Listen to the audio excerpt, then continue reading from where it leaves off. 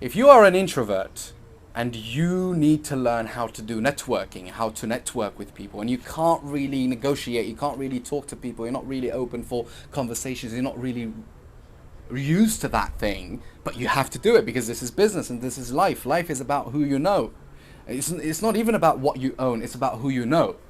Because that's how you can leverage people. A good entrepreneur, his basic skill, the best skill that he can have after solving problems is, well, it's part of it, because solving problems is about who you know as well. Hey, there's a problem with the shipment. I need this guy to fix this. Could you call him for me? That's networking.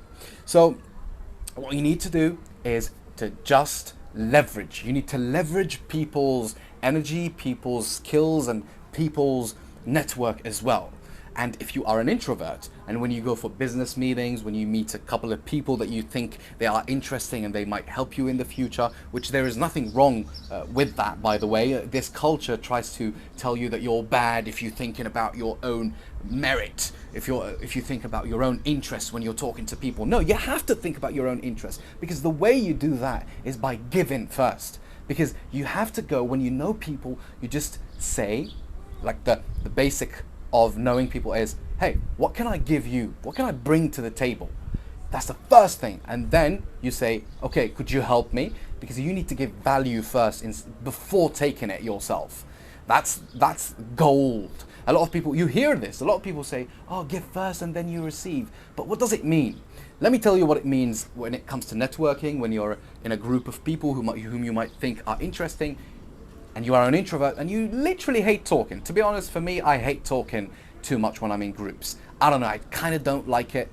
I'm not really comfortable doing it, but when I have to, I do it, all right? We can talk about the skill of speaking next up in the future, but you can do it with low energy, low investment. You go, you meet the people, you sit with them, and then you just keep asking questions. The more someone talks about himself, the more they're going to like you. There is a book called How to Win Friends and Influence People by Dale Carnegie, which is a holy book. It's like a Bible of socializing and networking. And what he says that you can get friends and make people do things for you and make people loyal to you by letting them talk about themselves. He says that there is no word more beautiful in any language for a man than his name, than his own name. You can call him by his own name, and you can make him talk about his interests. When someone talks about his interests, you are going to win that person 1,000 times over.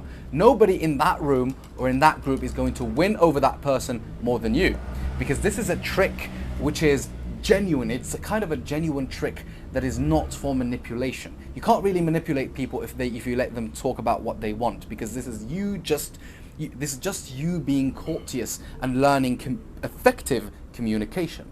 And you are going to give those people huge dopamine spikes because they're talking about themselves, and that person is like, shit, man, this guy is asking me about the smallest details of what I do or about my life. He's not even asking only about business, he's asking about my general life. I'm a businessman, everybody tries to talk to me about business and about money, and I'm kind of tired of that. I just want to chill out sometimes, but this guy is asking me these questions. And these are the things that you need to work on. This is a trick. Just ask questions, go deeper and deeper and deeper. Hey, how did you feel when that happened to you? Oh, really? You went through that? Damn, man. What do you do for in time of leisure? Oh, you collect Pokemon cards. Who would have thought you're a millionaire but you could collect Pokemon cards? What you mean? So you mean millionaires collect Pokemon cards, and they make millions from them? Damn, I didn't know about that. Yeah, man. Well, here's a story about me. Yeah. So what do you think? What do you think of this, man? Did you go through that? This is how it goes. And the more interest you give that person, the more loyal and the better they feel about themselves around you, because your goal is to make people feel good around you. And the most successful people, this thing works with the most successful people, because the most successful people are lonely. They're not really used to someone having an actual discussion with them. And then you always offer help for those people. That's the formula. This is a formula that never fails. It will always deliver.